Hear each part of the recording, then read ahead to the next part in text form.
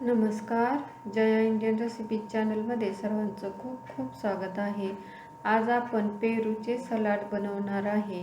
पेरू खाणे आरोग्यासाठी खूप जास्त पौष्टिक असते किंवा फायदेशीर असते. 2-3 दिवस सुट्टी असल्यामुळे इथे आम्ही गावाला आलेलो आहे आणि गावाला शेतामध्ये पेरूची बाग आहे. आता इथे झाडाला जास्त पेरू नाहीत, कारण तर पेरू तोडलेले आहेत.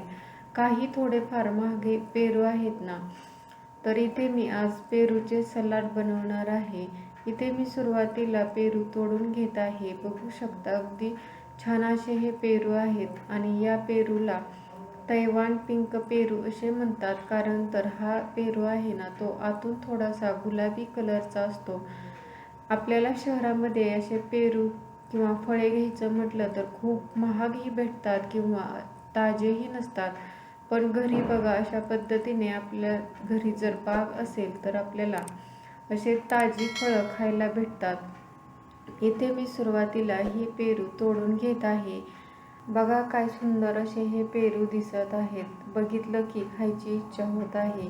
पेरू खाण्याचे भरपूर असे फायदे असतात.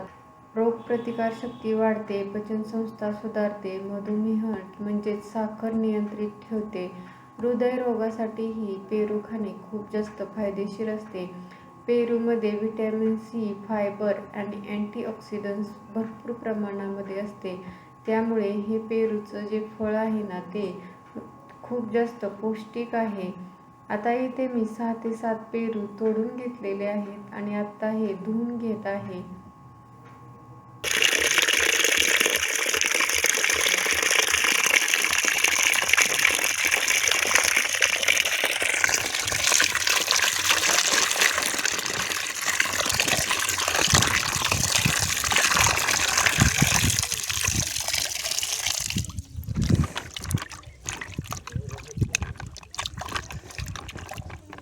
इथे मी आज एकाच पेरूचं सलाड बनवणार आहे, कारण हा पेरू आहे ना, मोठा आहे.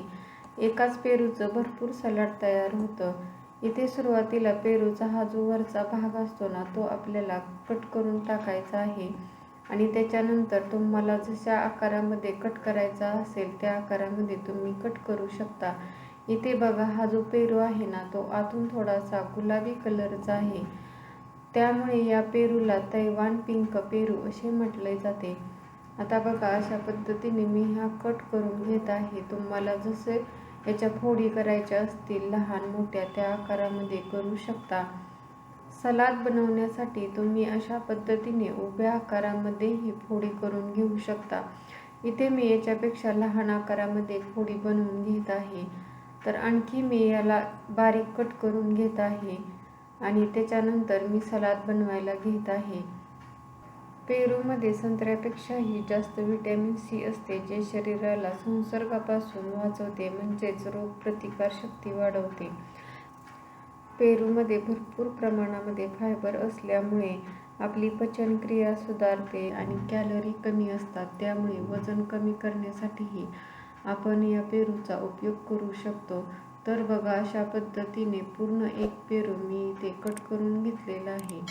आता सलाड बनवायचा आहे ना, त्या भांड्यामध्ये हा कट करून घेतलेल्या फोडी काढून घेत आहे. आता आपल्याला याच्यामध्ये मसाले टाकायचे आहेत. पाव चमचा मीठ घेतलेला आहे, अर्धा चमचा लाल मिरची पावडर आणि पाव चमचा आमचूर पावडर घेतलेली आहे. तुम्हाला याच्यामध्ये आणखी मसाले टाकायचे असतील तरीही टाकू शकता, आवडीप्रमाणे कमी जास्तही करू शकता. आता मी वरती प्लेट ठेवलेली आहे आणि अशा पद्धतीने व्यवस्थित हे मसाले या पेरूच्या फोडींना लावून घेत आहे आणि बघू शकता, आपलं मस्त असं हे पेरूचं सलाड तयार झालेलं आहे. असाही हा पेरू खाल्ला तरी चविष्ट लागतो, पण याला थोडंसं तिखट मीठ लावून खाल्लं ना, तर आणखी हा चवीला छानच लागतो. इथे बघा, हे सलाद बघून तुमच्याही तोंडाला नक्कीच पाणी सुटलेलं असेल.